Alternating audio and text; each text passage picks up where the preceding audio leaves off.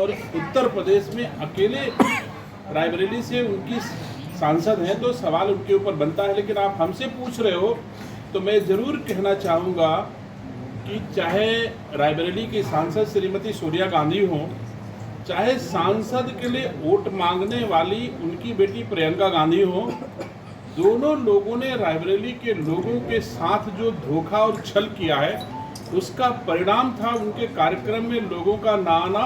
ऐसा मैं महसूस करता हूँ। मतदाताओं में निराशा है। पूरे 4.5 वर्ष के आसपास होने को है। जिन मतदाताओं ने वोट दिया उन मतदाताओं के पास लौट करके ना कांग्रेस का कोई व्यक्ति गया है, ना सांसद गया है, अथवा सांसद के लिए वोट मांगने वाली और परोक्ष रूप से अपने को सांसद मानने वाली प्रियंका गांधी भी कभी रायबरेली आकर के जिन लोगों ने उनको वोट दिया है उनके लिए कभी सेवा अथवा उनके सम्मान अथवा उन रायबरेली के विकास के लिए कुछ नहीं किया। यहाँ तक कि पार्लियामेंट में सोनिया गांधी बैठी रहती थी, लेकिन रायबरेली की समस्याओं, रायबरेली के सम्मान की बात आज तक पार्लियामेंट में कभी सोनिया गांधी ने नहीं उठाई।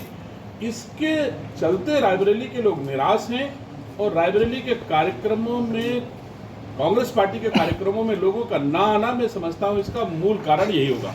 सर, ये जो सिटी रिसोर्स सेंटर है इसके बारे में उनसे सवाल पूछा गया तो उन्होंने कहा कि भाजपा ने भेदभाव किया है। इतने साल से ये यहाँ रहा, सरकार भाजपा की राज्य में भी है, केंद्र में भी है, और जबकि नगर पालिका भी भाजपा की थी। ये उनको दिखता होगा। मैं समझता हूँ उनको चश्मा अगर विकास का लगाएं तब तो उनकी समझ में आएगा। सोनिया गांधी ने रायबरेली के एम्स की भी नींव रखी थी। आज भव्य नींव भारतीय जनता पार्टी के यशस्वी प्रधानमंत्री जी और मुख्यमंत्री जी ने उसके ऊपर ईंट पर ईंट रखते चले गए और रायबरेली जनपद में एक भव्य एम्स का निर्माण हुआ।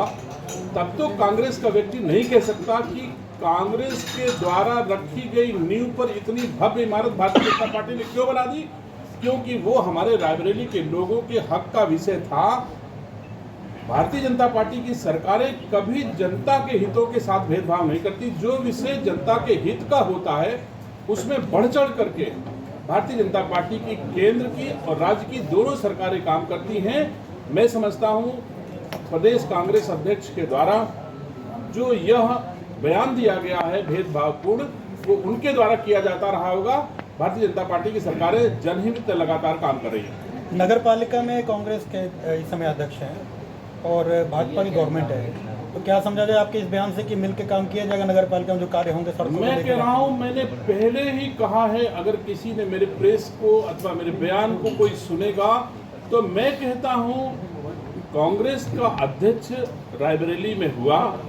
मैंने पहले कहा, उनको बधाई दी और बधाई देने के बाद जो सरकार का सकारात्मक सहयोग जनता के हित में होगा वो अध्यक्ष को, निर्वाचित अध्यक्ष को हमारी सरकार देती रहेगी।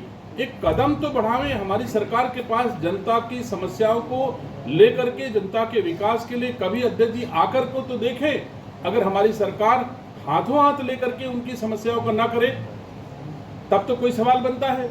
मैं समझता हूँ नगर पालिका परिषद रायबरेली के चेयरमैन जब भी उत्तर प्रदेश की सरकार के पास रायबरेली वासियों की सेवा और सम्मान के लिए खड़े होंगे, भारतीय जनता पार्टी की सरकार सकारात्मक सहयोग देने के लिए हमेशा तैयार रहेगी।